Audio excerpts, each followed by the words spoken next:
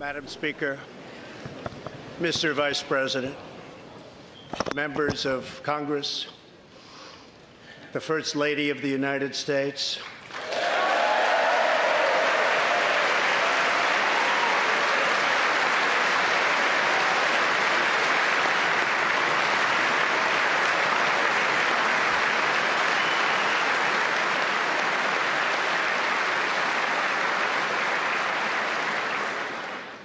and my fellow Americans.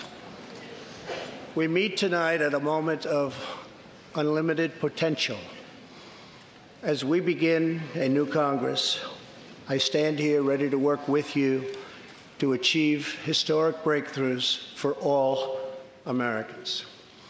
Millions of our fellow citizens are watching us now gathered in this great chamber, hoping that we will govern not as two parties, but as one nation.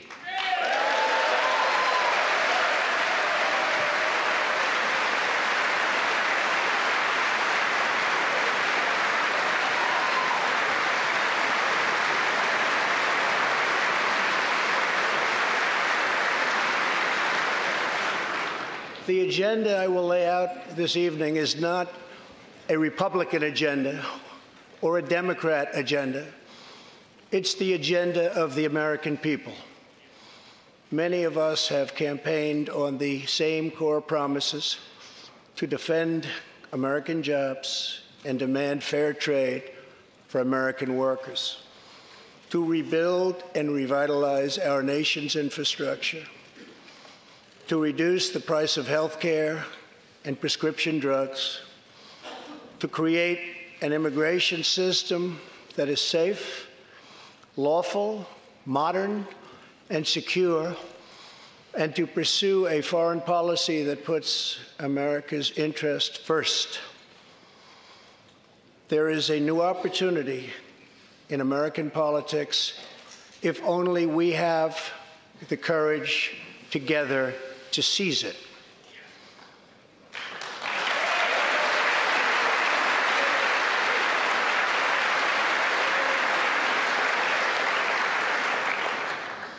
Victory is not winning for our party.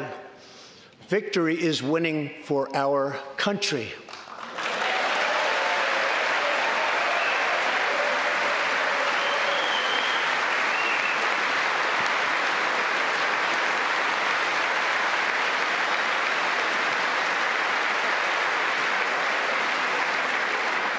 This year, America will recognize two important anniversaries that show us the majesty of America's mission and the power of American pride. In June, we mark 75 years since the start of what General Dwight D. Eisenhower called the Great Crusade, the Allied liberation of Europe in World War II.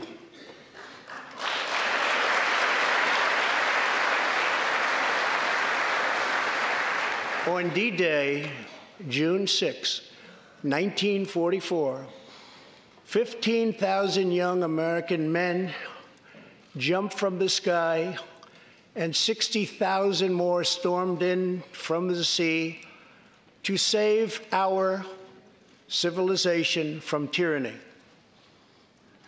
Here with us tonight are three of those incredible heroes.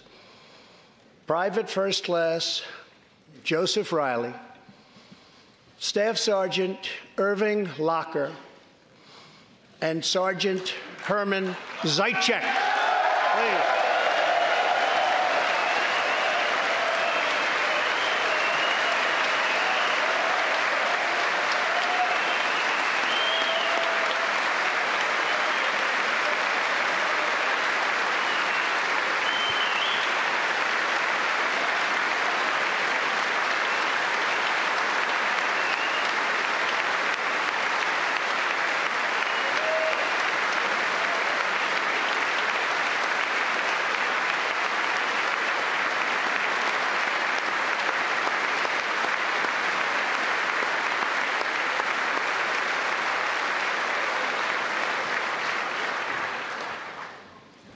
gentlemen, we salute you.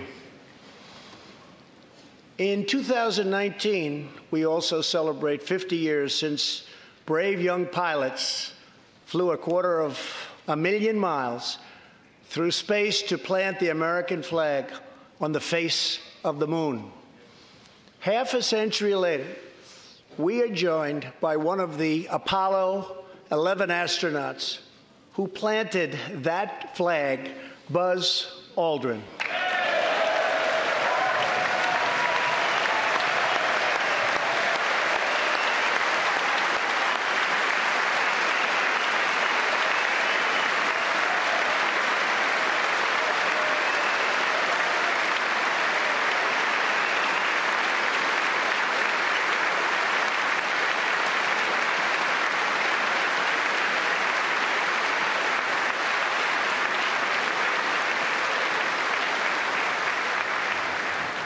Thank you, Buzz.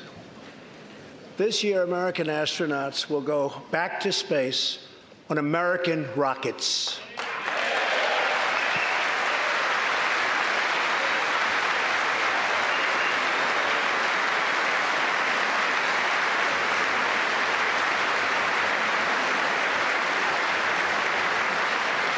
In the 20th century, America saved freedom, transformed science, redefined the middle class, and when you get down to it, there's nothing anywhere in the world that can compete with America.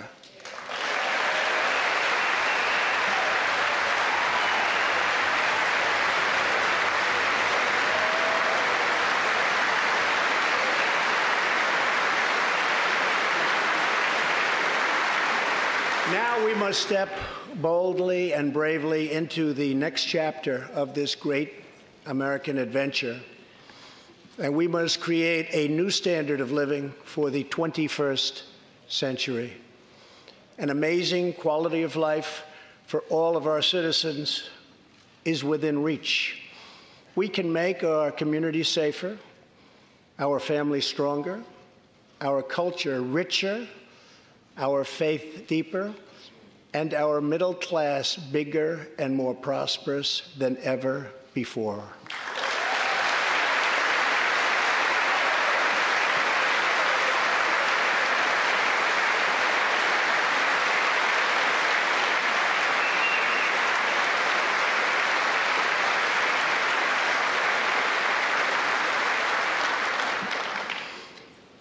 But we must reject the politics of revenge, resistance, and retribution, and embrace the boundless potential of cooperation, compromise, and the common good.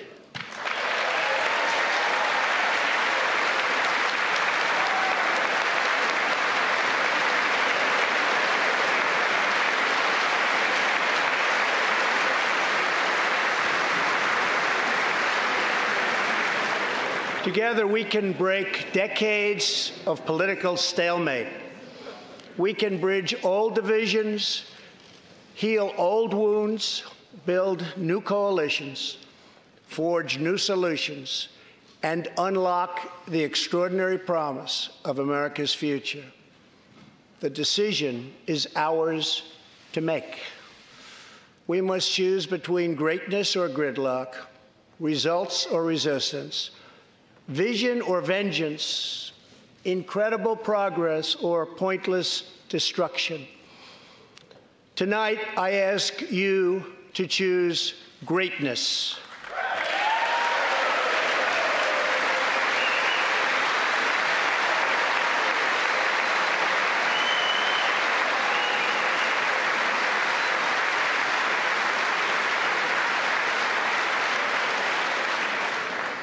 Over the last 2 years, my administration has moved with urgency and historic speed to confront problems neglected by leaders of both parties over many decades. In just over 2 years since the election, we have launched an unprecedented economic boom, a boom that has rarely been seen before. There's been nothing like it. We have created 5.3 million new jobs, and importantly added 600,000 new manufacturing jobs, something which almost everyone said was impossible to do. But the fact is, we are just getting started.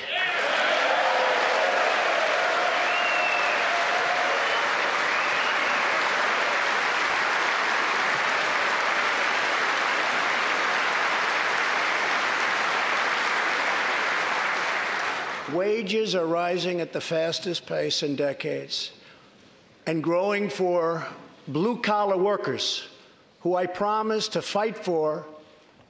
They're growing faster than anyone else thought possible. Nearly 5 million Americans have been lifted off food stamps.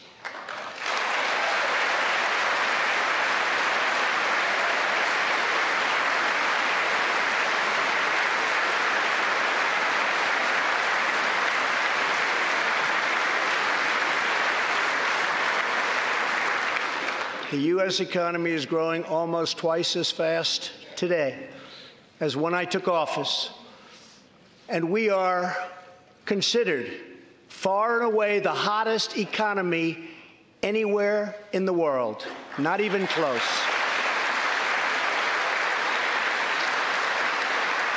Unemployment has reached the lowest rate in over half a century.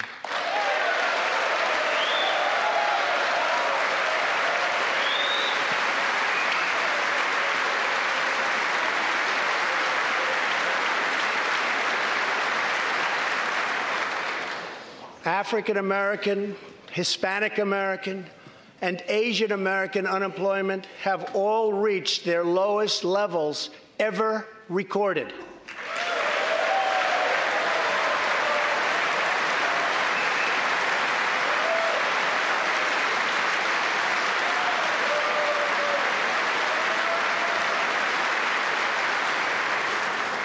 Unemployment for Americans with disabilities has also reached an all-time low.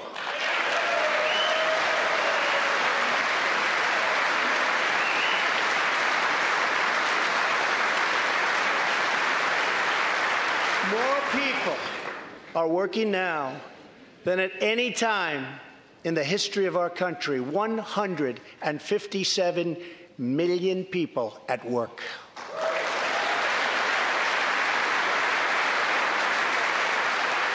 We passed a massive tax cut for working families and doubled the child tax credit.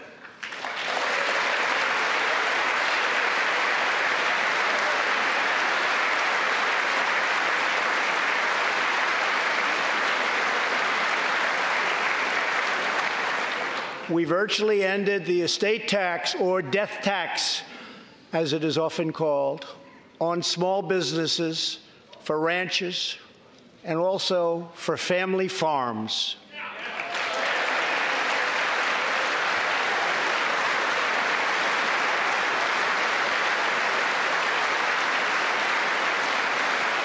We eliminated the very unpopular Obamacare individual mandate penalty.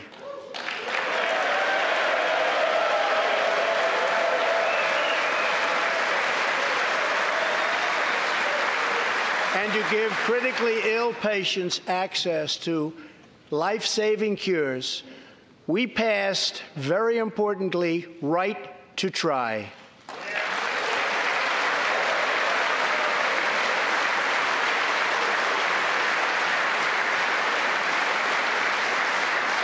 My administration has cut more regulations in a short period of time than any other administration during its entire tenure.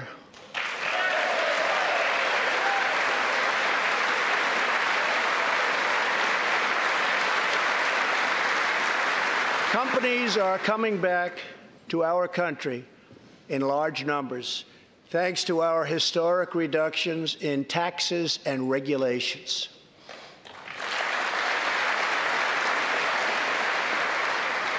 And we have unleashed a revolution in American energy. The United States is now the #1 producer of oil and natural gas anywhere in the world.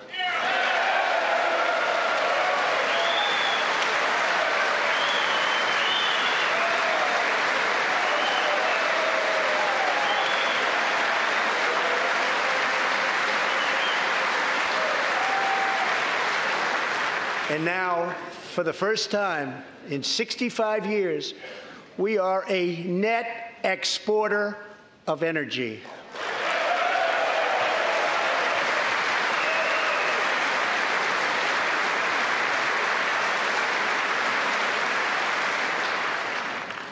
After 24 months of rapid progress, our economy is the envy of the world. Our military is the most powerful on earth by far. And America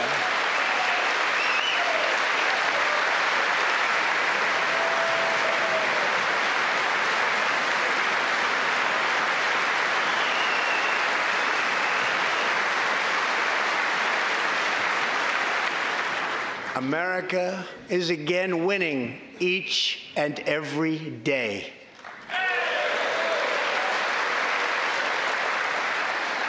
Members of Congress, the state of our union is strong.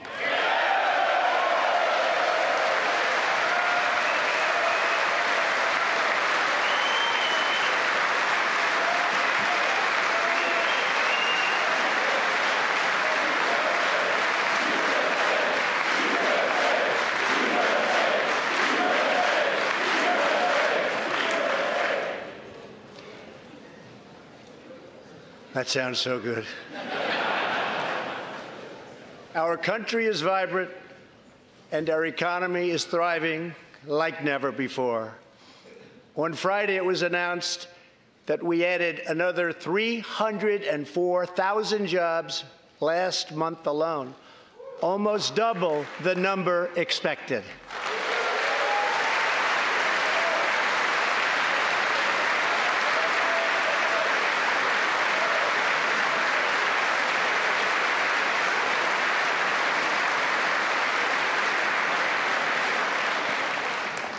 An economic miracle is taking place in the United States, and the only thing that can stop it are foolish wars, politics, or ridiculous partisan investigations.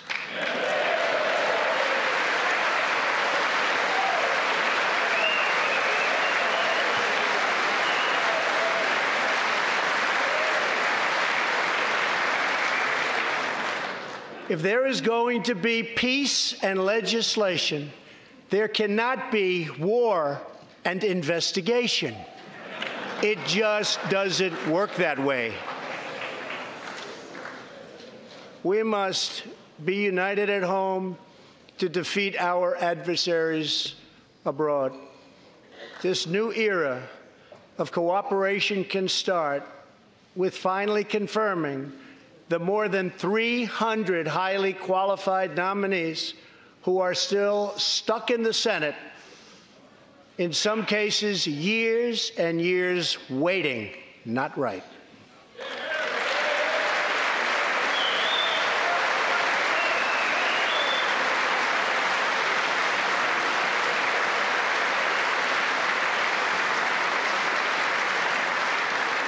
The Senate has failed to act on these nominations, which is unfair to the nominees and very unfair to our country. Now is the time for bipartisan action. Believe it or not, we have already proven that that's possible. In the last Congress, both parties came together to pass unprecedented legislation to confront the opioid crisis, a sweeping new farm bill, historic VA reforms, and after 4 decades of rejection, we passed VA accountability so that we can finally terminate those who mistreat our wonderful veterans.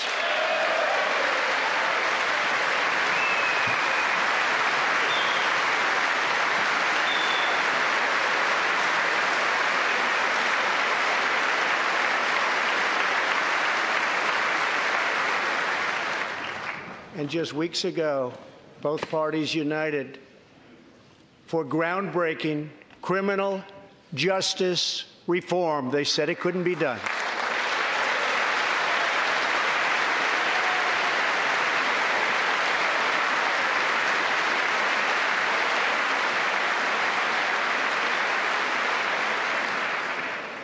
Last year, I heard through friends the story of Alice Johnson. I was deeply moved. In 1997, Alice was sentenced to life in prison as a first-time nonviolent drug offender. Over the next 22 years, she became a prison minister, inspiring others to choose a better path. She had a big impact on that prison population and far beyond. Alice's story underscores the disparities and unfairness that can exist in criminal sentencing and the need to remedy this total injustice. She served almost that 22 years and had expected to be in prison for the remainder of her life. In June, I commuted Alice's sentence. When I saw Alice's beautiful family greet her at the prison gates, hugging and kissing and crying and laughing, I knew I did something right. Alice is with us tonight, and she is a terrific woman. Terrific. Alice, please.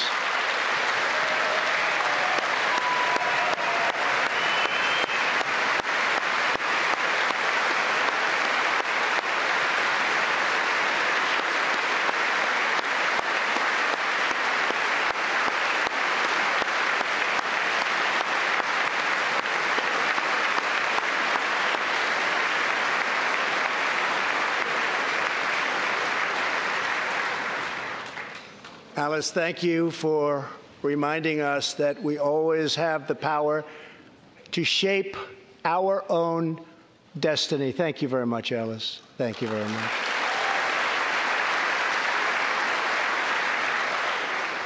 Inspired by stories like Alice's, my administration worked closely with members of both parties to sign the First Step Act into law. Big deal. It's a big deal.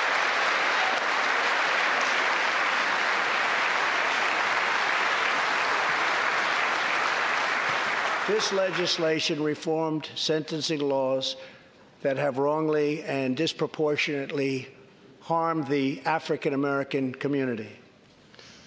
The First Step Act gives nonviolent offenders the chance to re-enter society as productive, law-abiding citizens.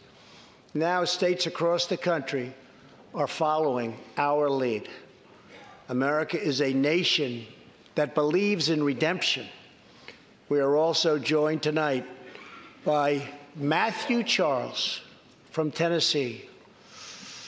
In 1996, at the age of 30, Matthew was sentenced to 35 years for selling drugs and related offenses. Over the next 2 decades, he completed more than 30 Bible studies, became a law clerk, and mentored many of his fellow inmates. Now Matthew is the very first person to be released from prison under the First Step Act.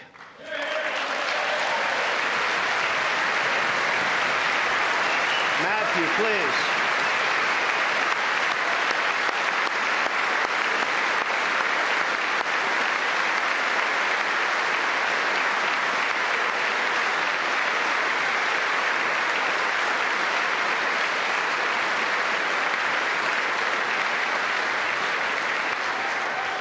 Thank you, Matthew.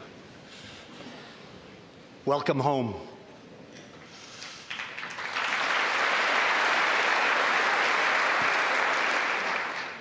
Now, Republicans and Democrats must join forces again to confront an urgent national crisis. Congress has 10 days left to pass a bill that will fund our government, protect our homeland, and secure our very dangerous southern border.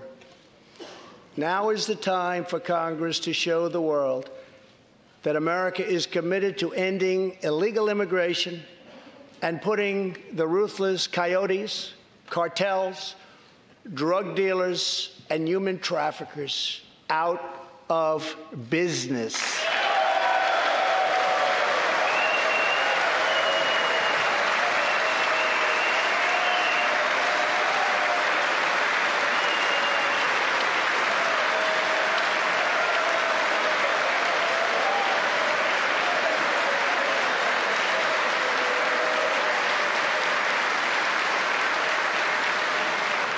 As we speak, large, organized caravans are on the march to the United States. We have just heard that Mexican cities, in order to remove the illegal immigrants from their communities, are getting trucks and buses to bring them up to our country in areas where there is little border protection. I have ordered another 3,750 troops to our southern border to prepare for this tremendous onslaught. This is a moral issue. The lawless state of our southern border is a threat to the safety, security, and financial well-being of all America. We have a moral duty to create an immigration system that protects the lives and jobs of our citizens. This includes our obligation to the millions of immigrants living here today who followed the rules and respected our laws. Legal immigrants enrich our nation and strengthen our society in countless ways.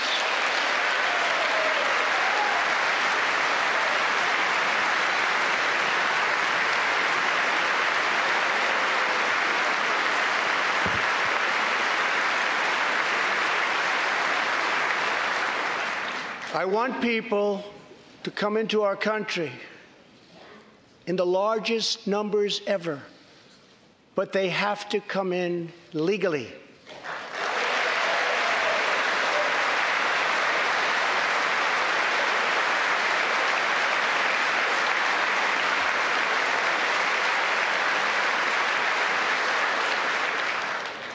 Tonight, I am asking you to defend our very dangerous southern border out of love and devotion to our fellow citizens and to our country. No issue better illustrates the divide between America's working class and America's political class than illegal immigration. Wealthy politicians and donors push for open borders while living their lives behind walls and gates and guards.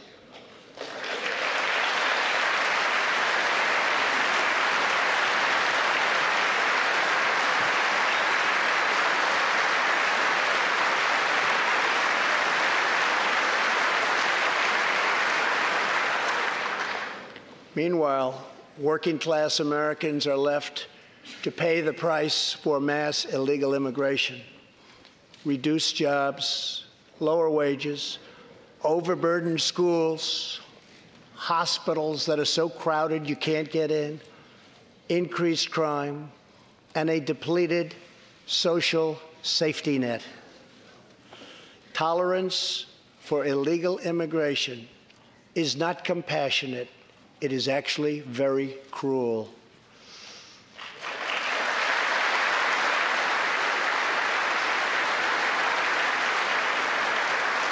One in 3 women is sexually assaulted on the long journey north. Smugglers use migrant children as human pawns to exploit our laws and gain access to our country.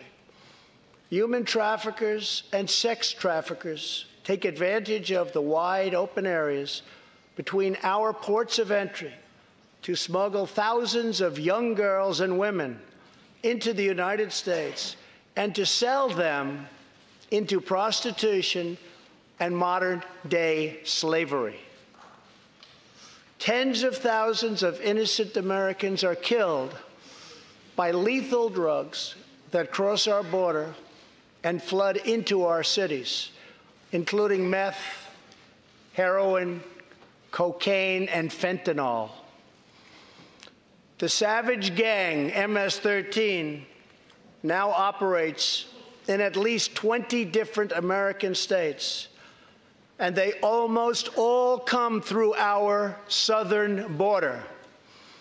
Just yesterday, an MS-13 gang member was taken into custody for a fatal shooting on a subway platform in New York City.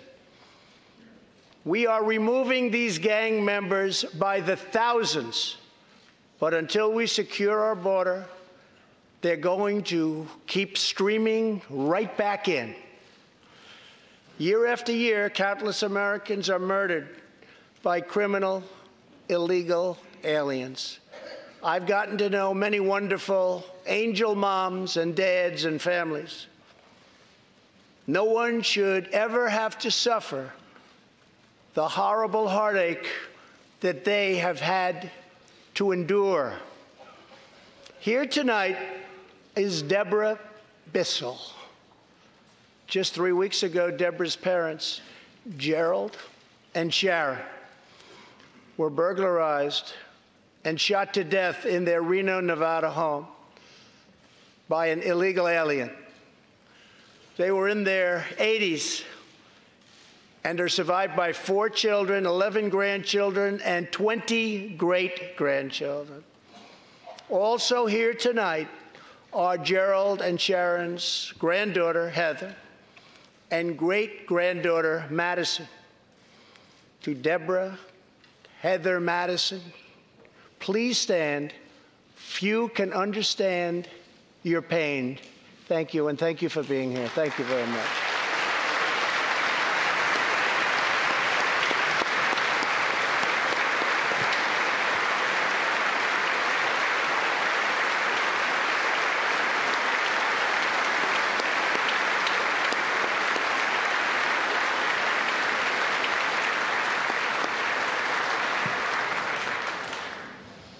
I will never forget, and I will fight for the memory of Gerald and Sharon, that it should never happen again. Not one more American life should be lost because our nation failed to control its very dangerous border. In the last 2 years, our brave ICE officers made 266,000 arrests of criminal aliens, including those charged or convicted of nearly 100,000 assaults, 30,000 sex crimes, and 4,000 killings or murders. We are joined tonight by one of those law enforcement heroes, ICE Special Agent Elvin Hernandez. When Elvin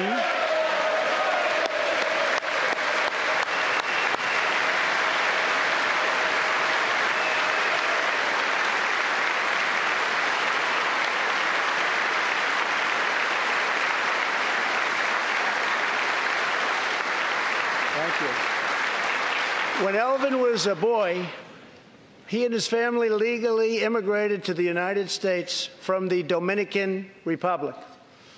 At the age of 8, Elvin told his dad he wanted to become a special agent.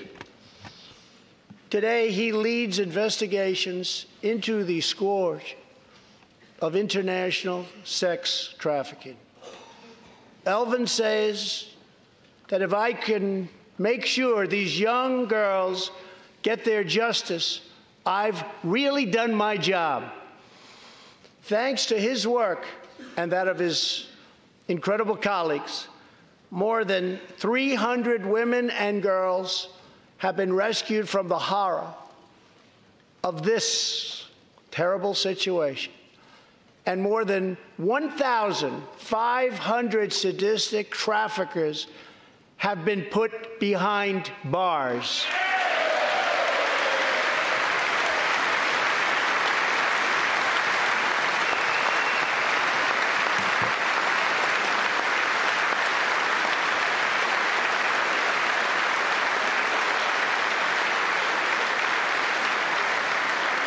you, Alvin.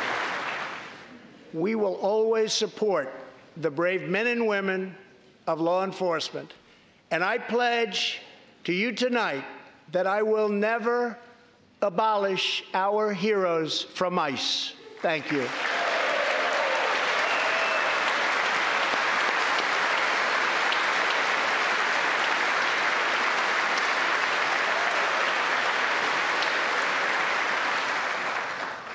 My administration has sent to Congress a common-sense proposal to end the crisis on the southern border. It includes humanitarian assistance, more law enforcement, drug detection at our ports, closing loopholes that enable child smuggling, and plans for a new physical barrier or wall to secure the vast areas between our ports of entry. In the past, most of the people in this room voted for a wall, but the proper wall never got built. I will get it built.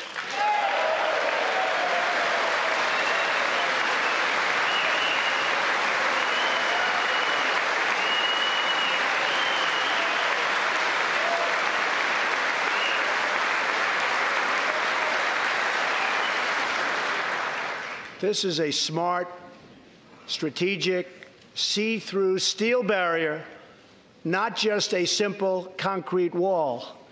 It will be deployed in the areas identified by the border agents as having the greatest need, and these agents will tell you where walls go up, illegal crossings go way, way down.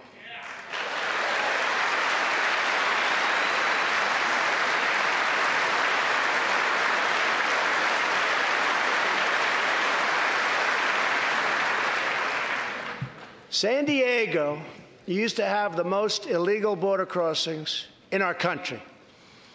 In response, a strong security wall was put in place. This powerful barrier almost completely ended illegal crossings. The border city of El Paso, Texas, used to have extremely high rates of violent crime, one of the highest in the entire country, and considered one of our nation's most dangerous cities. Now, immediately upon its building, with a powerful barrier in place, El Paso is one of the safest cities in our country. Simply put, walls work and walls save lives.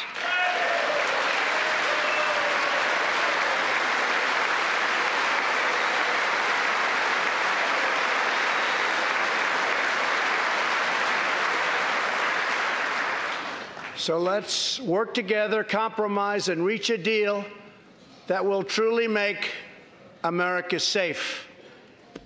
As we work to defend our people's safety, we must also ensure our economic resurgence continues at a rapid pace. No one has benefited more from our thriving economy than women, who have filled 58% of the newly created jobs last year.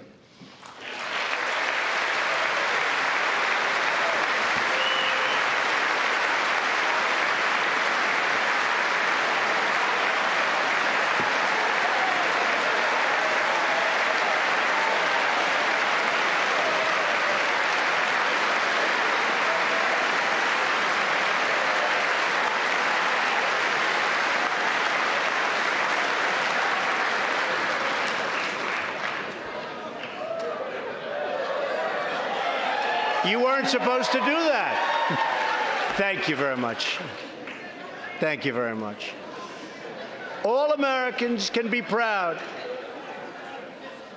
that we have more women in the workforce than ever before.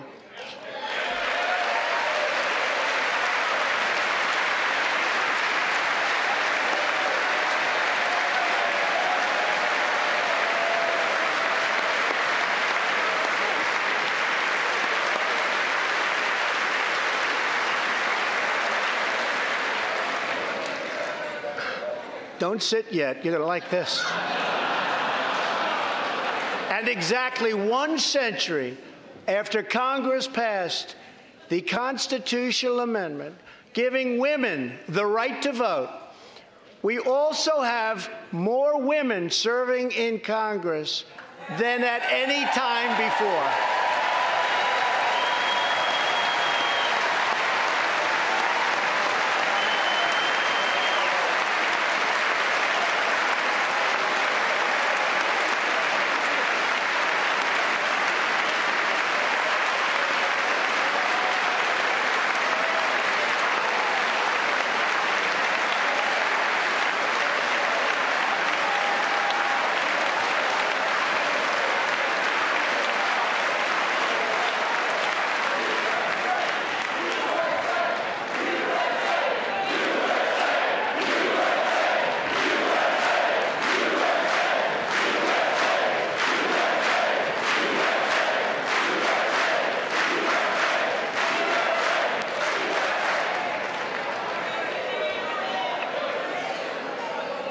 That's great. Very great. And congratulations. That's great. As part of our commitment to improving opportunity for women everywhere, this Thursday, we are launching the first ever government-wide initiative focused on economic empowerment for women in developing countries. To build on, thank you. To build on our incredible economic success, one priority is paramount: reversing decades of calamitous trade policies. So bad. We are now making it clear to China that after years of targeting our industries and stealing our intellectual property, the theft of American jobs and wealth has come to an end.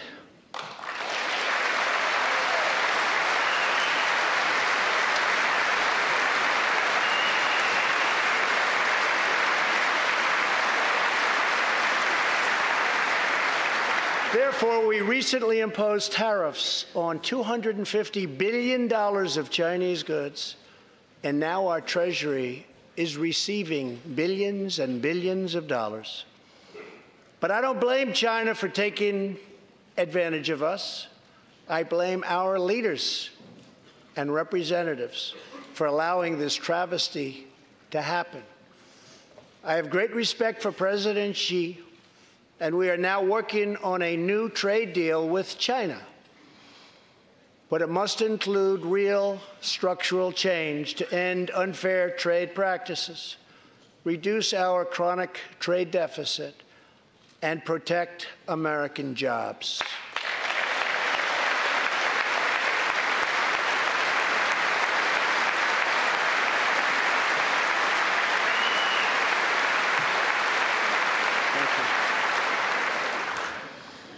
Another historic trade blunder was the catastrophe known as NAFTA.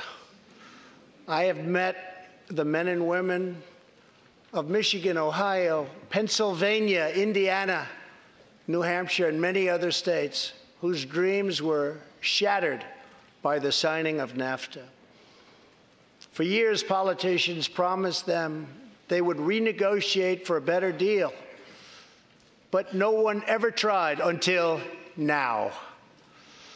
Our new U.S.-Mexico-Canada agreement, the USMCA, will replace NAFTA and deliver for American workers like they haven't had delivered to for a long time.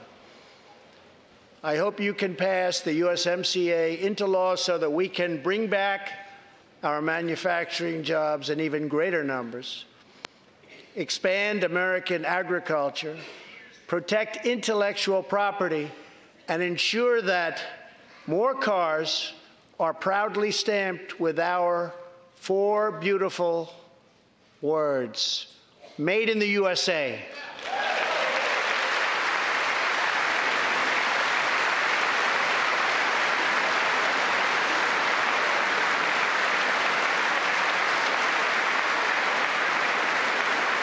Tonight, I am also asking you to pass the United States Reciprocal Trade Act so that if another country places an unfair tariff on an American product, we can charge them the exact same tariff on the exact same product that they sell to us.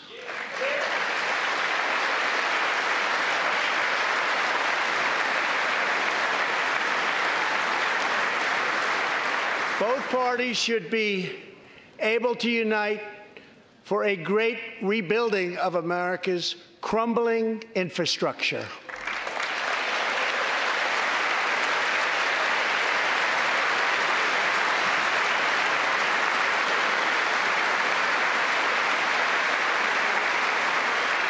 I know that Congress is eager to pass an infrastructure bill, and I am eager to work with you on legislation to deliver new and important infrastructure investment, including investments in the cutting-edge industries of the future.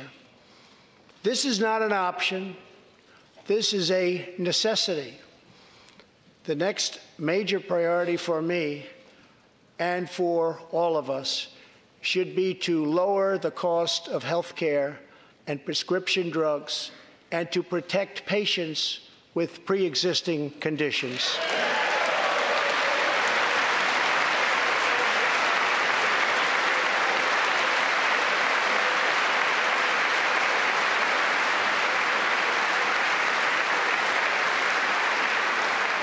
Already as a result of my administration's efforts in 2018, drug prices experienced their single largest decline in 46 years.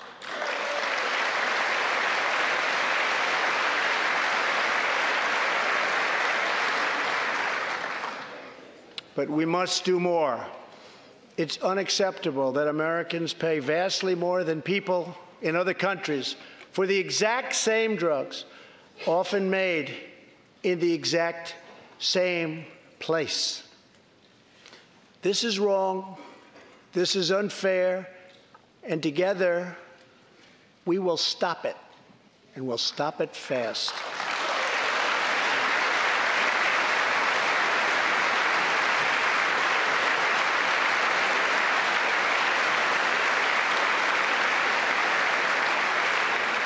I am asking Congress to pass legislation that finally takes on the problem of global freeloading and delivers fairness and price transparency for American patients, finally.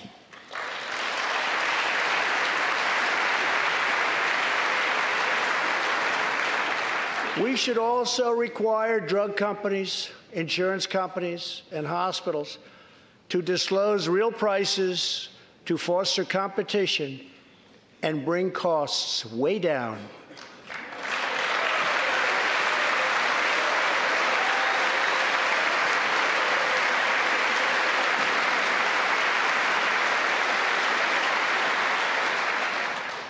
No force in history has done more to advance the human condition than American freedom. In recent years,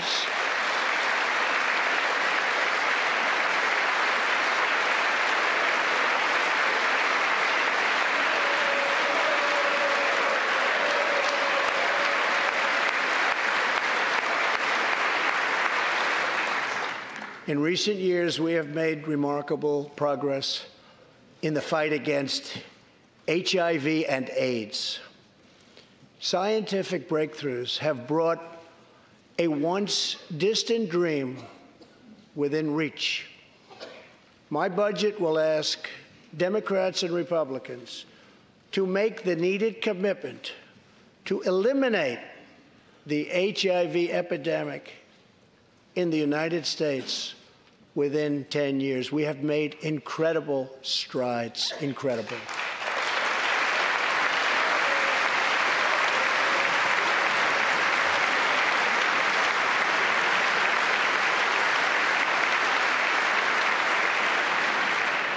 Together, we will defeat AIDS in America and beyond.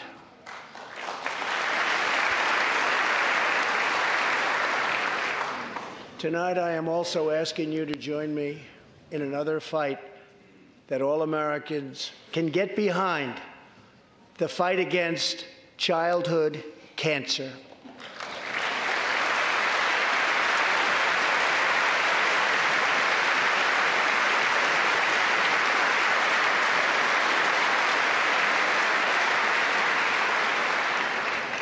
Joining Melania in the gallery this evening is a very brave 10-year-old girl, Grace Eline.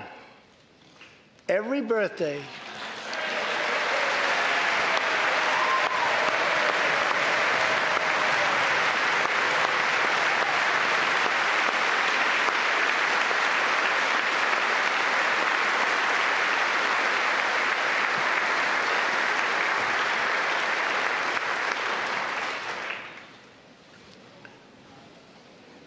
hi, Grace. Every birthday since she was 4, Grace asked her friends to donate to St. Jude's Children's Hospital. She did not know that one day she might be a patient herself. That's what happened. Last year, Grace was diagnosed with brain cancer. Immediately, she began radiation treatment. At the same time, she rallied her community and raised more than $40,000 for the fight against cancer.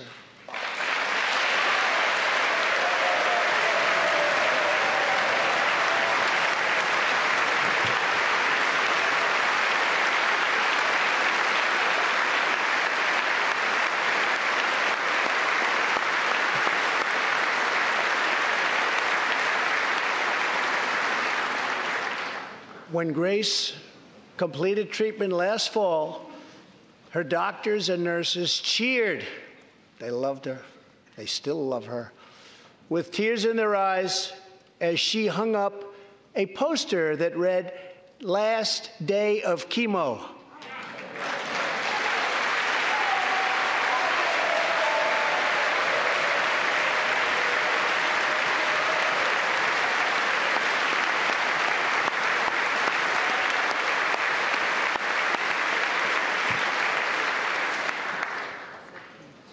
Thank you very much, Grace. You are a great inspiration to everyone in this room. Thank you very much. Many childhood cancers have not seen new therapies in decades. My budget will ask Congress for $500 million over the next 10 years to fund this critical life-saving research. To help support working parents, the time has come to pass school choice for Americans' children.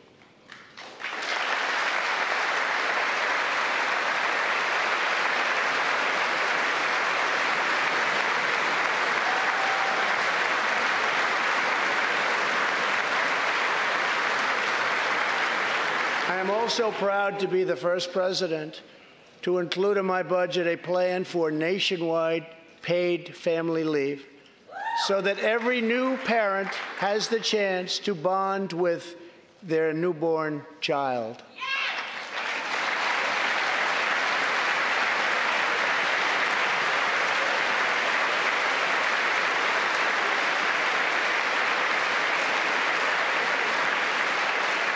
There could be no greater contrast to the beautiful image of a mother holding her infant child than the chilling displays our nation saw in recent days.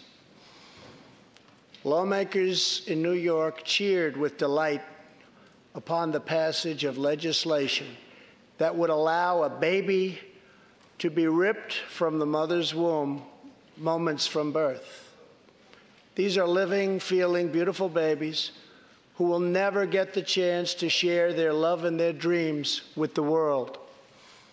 And then we had the case of the governor of Virginia, where he stated he would execute a baby after birth.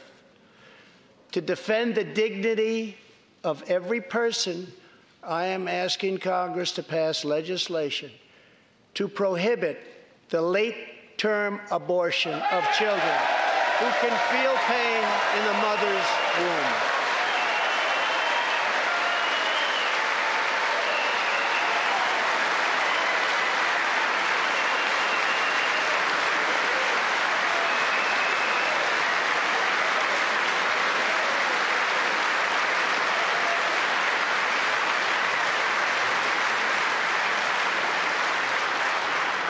Let us work together to build a culture that cherishes innocent life.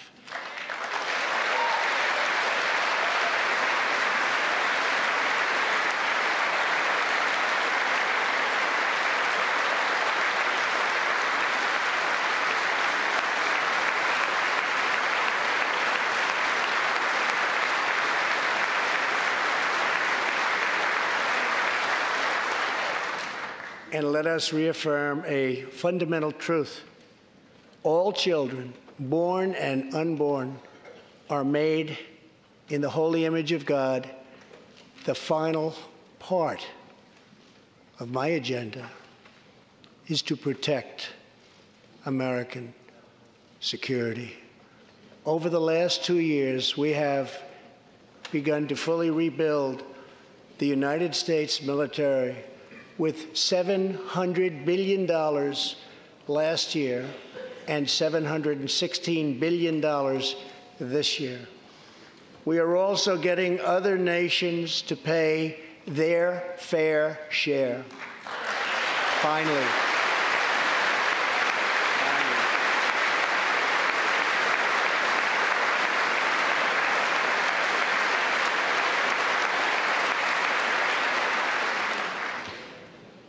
For years, the United States was being treated very unfairly by friends of ours, members of NATO. But now we have secured, over the last couple of years, more than $100 billion of increase in defense spending from our NATO allies. They said it couldn't be done.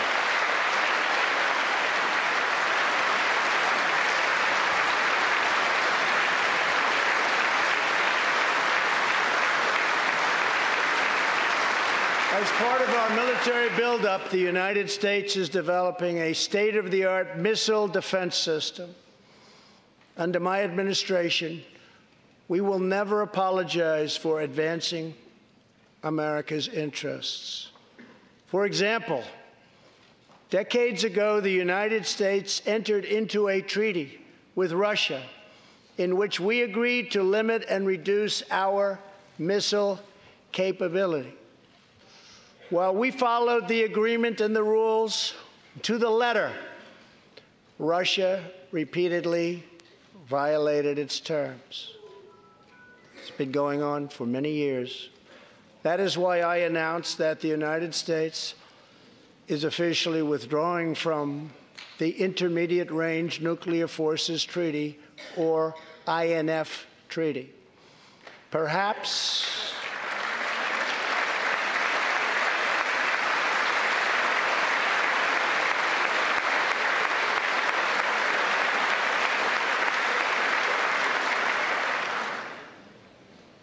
we really have no choice. Perhaps we can negotiate a different agreement, adding China and others, or perhaps we can't, in which case we will outspend and out-innovate all others by far.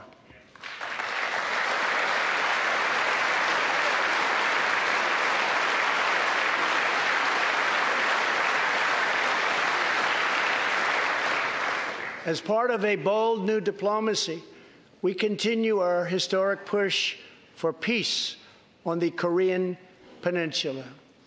Our hostages have come home. Nuclear testing has stopped, and there has not been a missile launch in more than 15 months.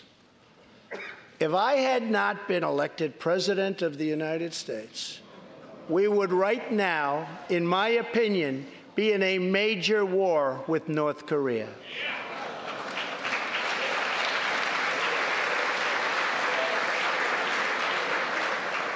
Much work remains to be done, but my relationship with Kim Jong-un is a good one. Chairman Kim and I will meet again on February 27th and 28th in Vietnam.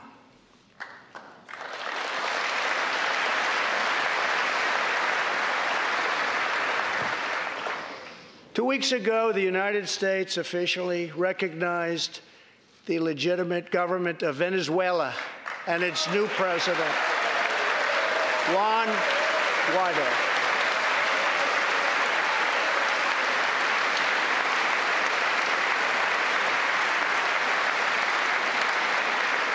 We stand with the Venezuelan people in their noble quest for freedom, and we condemn the brutality of the Maduro regime, whose socialist policies have turned that nation from being the wealthiest in South America into a state of abject poverty and despair.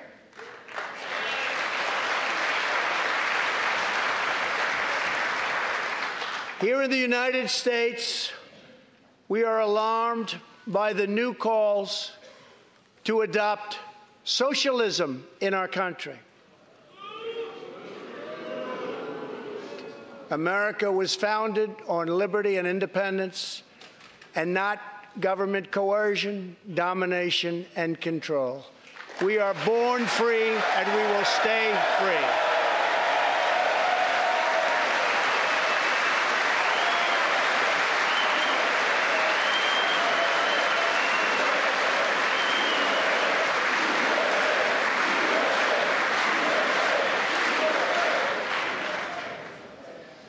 Tonight, we renew our resolve that America will never be a socialist country.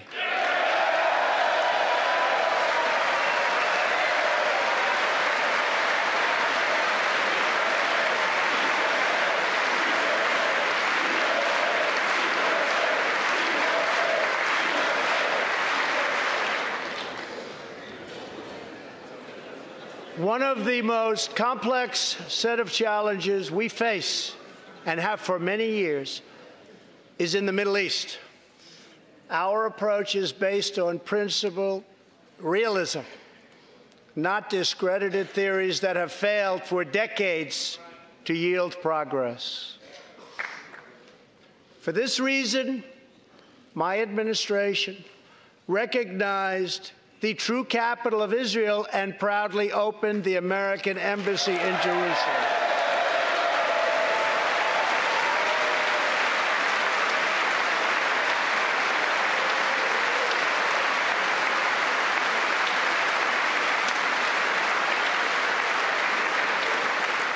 Our brave troops have now been fighting in the Middle East for almost 19 years.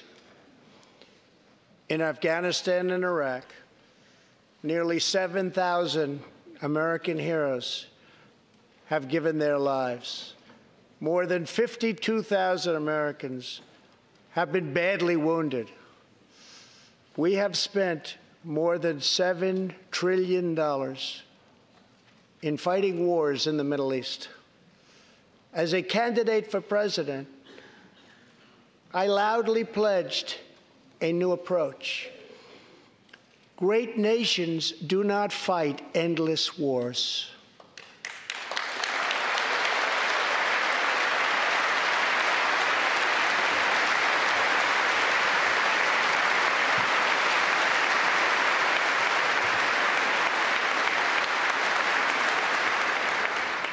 When I took office, ISIS controlled more than 20,000 square miles in Iraq and Syria just 2 years ago. Today, we have liberated virtually all of the territory from the grip of these bloodthirsty monsters.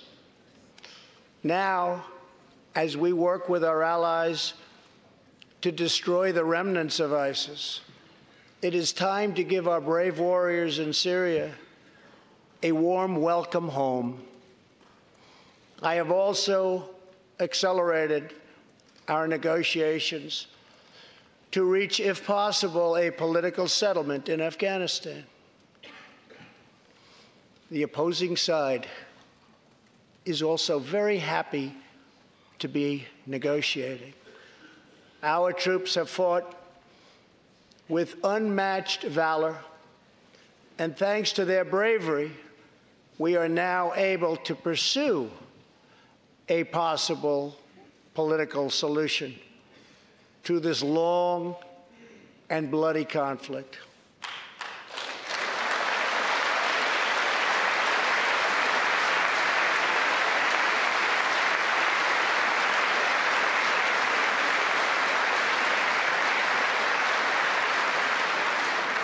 In Afghanistan, my administration is holding constructive talks with a number of Afghan groups, including the Taliban.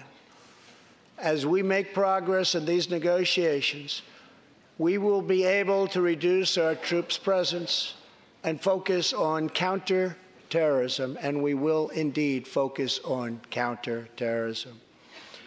We do not know whether we'll achieve an agreement, but we do know that after 2 decades of war, the hour has come to at least try for peace, and the other side would like to do the same thing. It's time.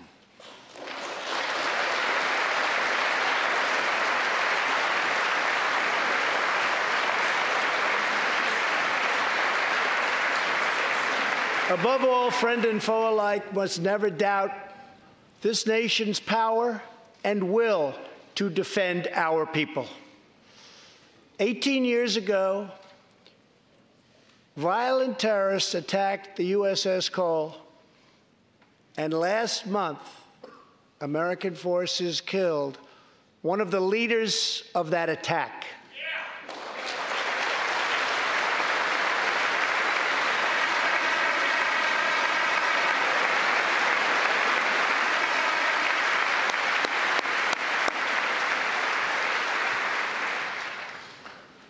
We are honored to be joined tonight by Tom Wibberley, whose son, Navy seaman Craig Wibberley, was one of the 17 sailors we tragically lost. Tom, we vow to always remember the heroes of the USS Cole. Thank you, Tom.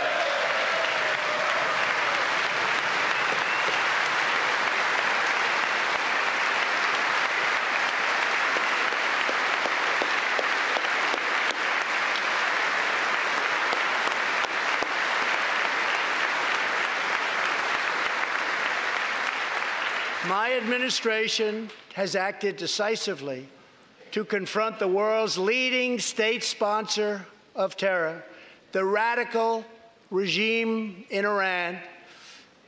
It is a radical regime. They do bad, bad things. To ensure this corrupt dictatorship never acquires nuclear weapons, I withdrew the United States from the disastrous Iran nuclear deal.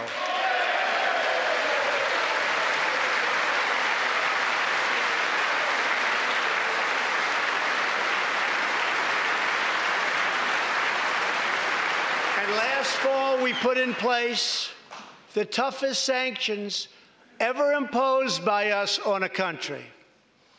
We will not avert our eyes from a regime that chants death to America and threatens genocide against the Jewish people.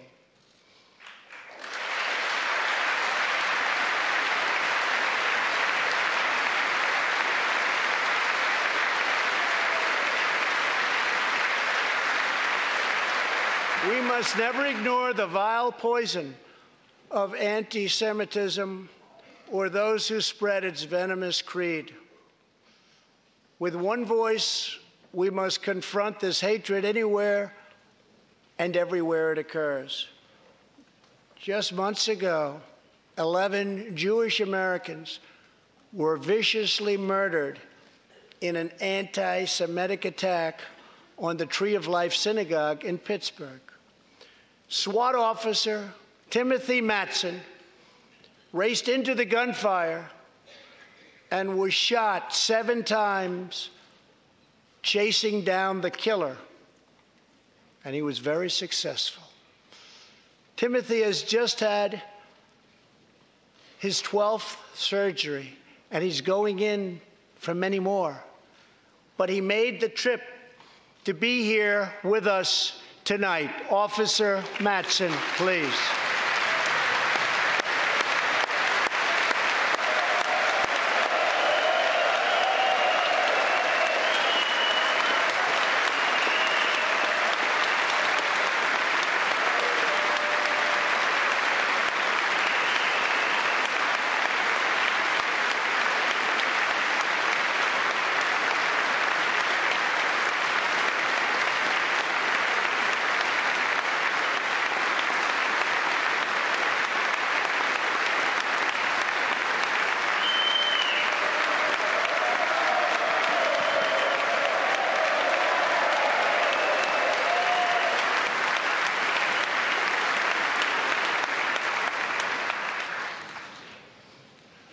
Thank you. We are forever grateful. Thank you very much.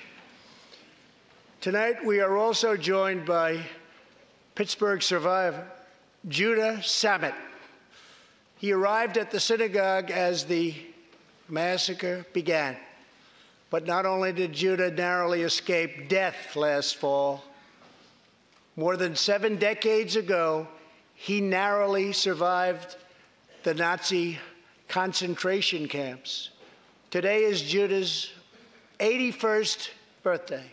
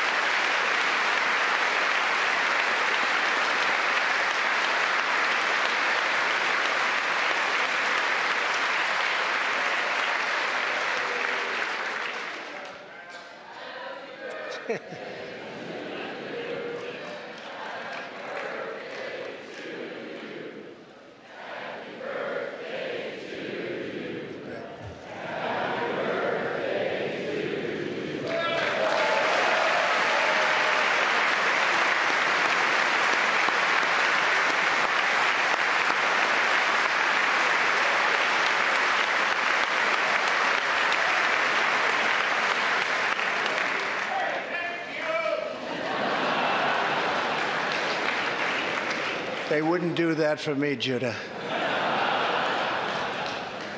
Judah says he can still remember the exact moment nearly 75 years ago, after 10 months in a concentration camp, when he and his family were put on a train and told they were going to another camp. Suddenly, the train screeched to a very strong halt. A soldier appeared. Judah's family braced for the absolute worst. Then his father cried out with joy, "It's the Americans! It's the Americans!"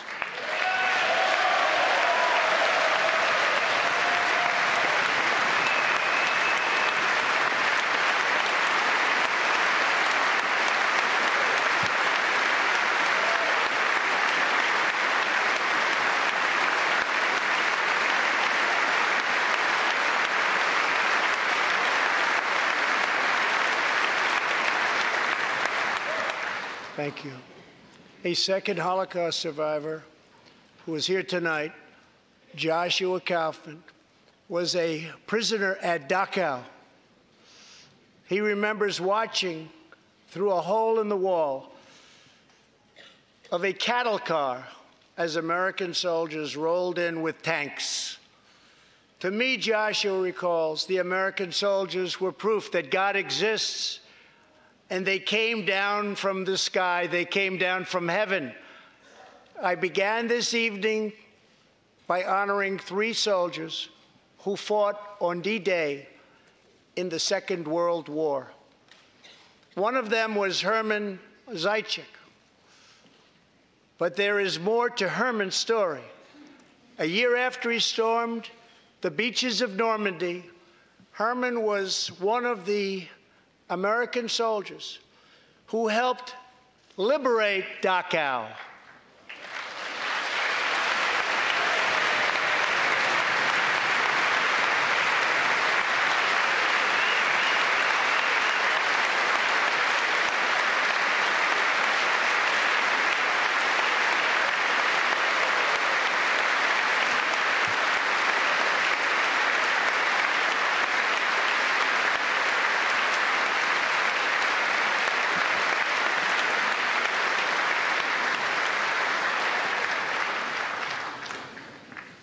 He was one of the Americans who helped rescue Joshua from that hell on earth.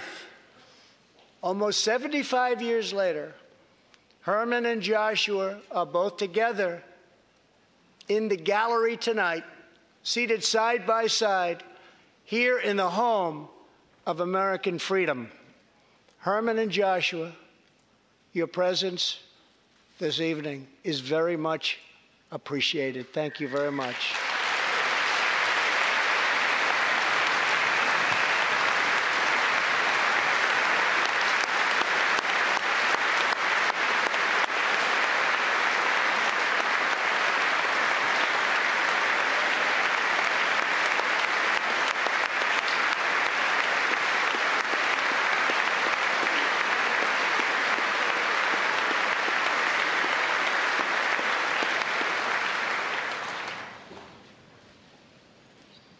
Thank you. When American soldiers set out beneath the dark skies over the English Channel in the early hours of D-Day 1944, they were just young men of 18 and 19, hurtling on fragile landing craft toward the most momentous battle in the history of war. They did not know if they would survive the hour. They did not know if they would grow old, but they knew that America had to prevail. Their cause was this nation and generations yet unborn. Why did they do it? They did it for America. They did it for us. Everything that has come since our triumph over communism, our giant leaps of science and discovery, our unrivaled progress towards equality and justice, all of it is possible thanks to the blood and tears and courage and vision of the Americans who came before. Think of this Capitol. Think of this very chamber where lawmakers before you voted to end slavery, to build the railroads and the highways, and defeat fascism, to secure civil rights, and to face down evil empires. Here tonight, we have legislators from across this magnificent republic. You have come from the rocky shores of Maine and the volcanic peaks of Hawaii, from the snowy woods of Wisconsin and the red deserts of Arizona, from the green farms of Kentucky and the golden beaches of California. Together, we represent the most extraordinary nation in all of history. What will we do with this moment? How will we be remembered? I ask the men and women of this Congress, look at the opportunities before us. Our most thrilling achievements are still ahead. Our most exciting journeys still await. Our biggest victories are still to come. We have not yet begun to dream. We must choose whether we are defined by our differences or whether we dare to transcend them. We must choose whether we squander our great inheritance or whether we proudly declare that we are Americans. We do the incredible. We defy the impossible. We conquer the unknown. This is the time to reignite the American imagination. This is the time to search for the tallest summit and set our sights on the brightest star. This is the time to rekindle the bonds of love and loyalty and memory that link us together as citizens, as neighbors, as patriots. This is our future, our fate, and our choice to make. I am asking you to choose greatness. No matter the trials we face, no matter the challenges to come, we must go forward together. We must keep America first in our hearts. We must keep freedom alive in our souls. And we must always keep faith in America's destiny. That one nation, under God, must be the hope and the promise and the light and the glory among all the nations of the world. Thank you, God bless you, and God bless America. Thank you very much.